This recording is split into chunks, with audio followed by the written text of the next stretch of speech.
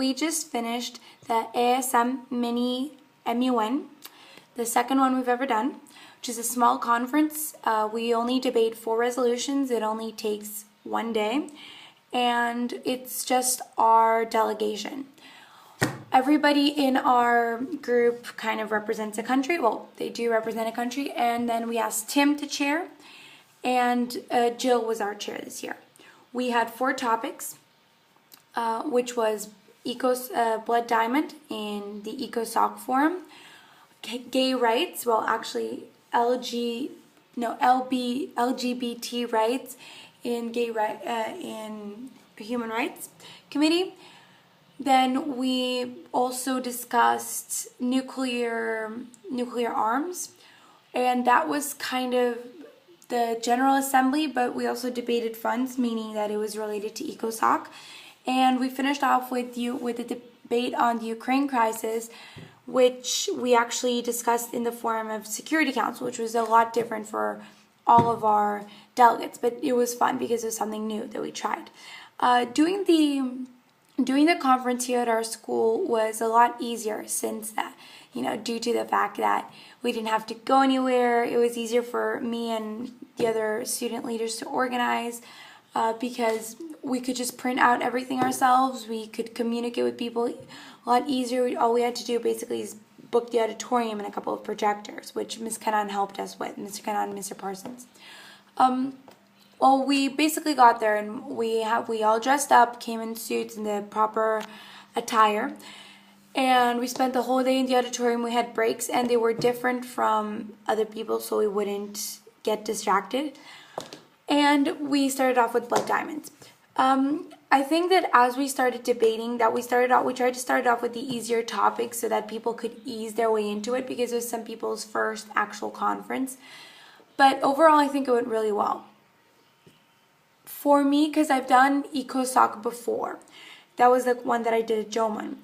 It was relatively easy, and being the delegate of the UK is simple enough in the fact that it's easy to research. It's just the hard thing was how to phrase it properly, because I guess that what I really learned is that when I was at MUN, people were used to these arguments. People do this all the time. The people that are there at MUN, it's not that there's a screening process or anything. It's just that EcoSoc is one of the hardest committees, and then because you debate funds, and the people that were present in my room they had really strong arguments, and there was nothing basic about it. And sometimes I felt like the questions I got asked or the way that people responded or debated was a bit simple, but I really learned how to respond effectively, because I also learned that in MUN I was quite aggressive. Even though I was effective, I was representing the United States, and I was being aggressive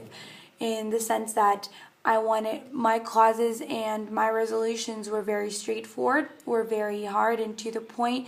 And when I got up there, I was defensive and I was very closed-minded in a way, but it was good.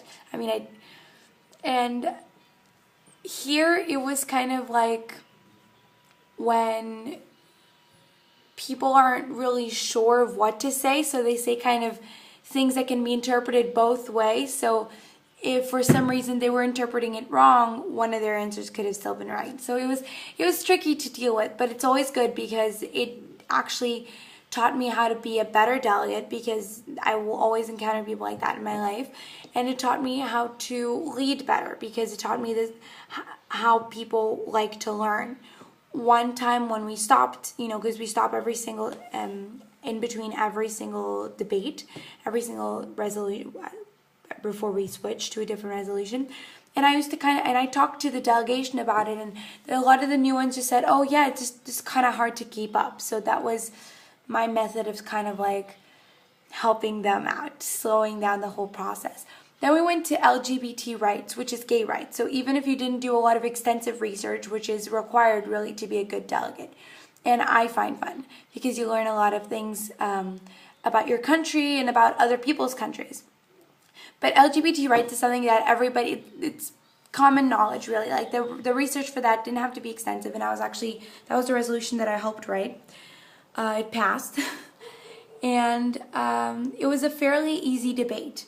people, it could have gone on forever in the sense because there's always arguments to say, because the Naveed, who is representing Uganda, and Henrik, who is representing Russia, they could always come up with the argument of morals and religion and the cultural beliefs, but then countries like the UK and the US always came up with arguments kind of like human rights and people's right to choose and the evolving society. So it's really a debate that people recognize that could go on forever. But it was fun because it was really a topic that everybody was comfortable in and everybody participated, because in some other topics, people just kind of kept quiet. And from a student leader point of view, you kind of want to encourage everybody to engage. Then we moved on to nuclear arms, which was a very closed-off debate because everybody wants to be involved in the disarmament. But then you have countries that do have nuclear arms that are they don't want to give them up. That was particularly tricky for me because the point of view that I needed to represent, so the UK's, was different from my own.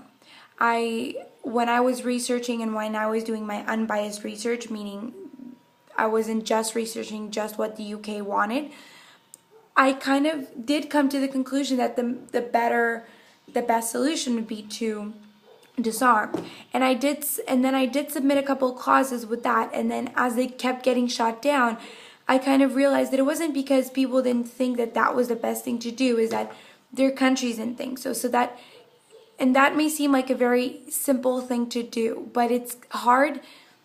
When it comes to gay rights, it's easy because all you have to do, okay, I'm against gay rights, let me just argue with myself, and then it'll be relatively easy. But when it comes to nuclear arms, something when you're discussing war, it makes no sense for you. All you can see is you wanting to disarm, and then you have to argue the other point. So that, again, taught us a lot. And the debate it died down a little bit to the point that Tim was trying to get everybody back up, and he made us jump, which was really interactive.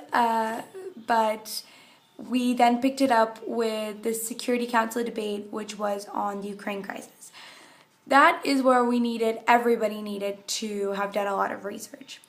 And when we come to the Security Council, it differs a lot from the other forums, in the sense that the other forums, you have a resolution and you debate resolutions as a whole. You can amend them, you can submit more clauses, but you already have at least 7 clauses to go on. With Security Council, you start off with a blank piece of paper and you debate clause by clause. And it's so much more nitpicky, and again, it was hard for me because I really disagreed with UK's point of view, it can be seen as wrong because Russia shouldn't have invaded Ukraine. But the way I see it is that it'll be a lot more fun and a lot more challenging to argue from Russia's point of view. But again, I had to kind of stop myself and say, you know what? No, I have to defend my country. And I was also I was a P5 member, so I got to play around with veto power, and I really enjoyed it. A lot of people didn't like Security Council because it was a lot more extensive, a lot more aggressive, it just requires a lot more information because anything can come up. It's not just like, oh, you can see the clauses that we're going to be talking about, let me just research this.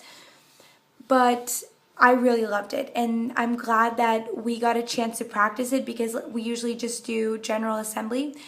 And I'm glad that I got a chance to practice because it helped me develop, and that's what I want to do that's what I want to do during my senior year. I want to participate as a Security Council P5 member in JOMUN, which is really the hardest delegation. So I'm hoping that that'll be a lot of fun.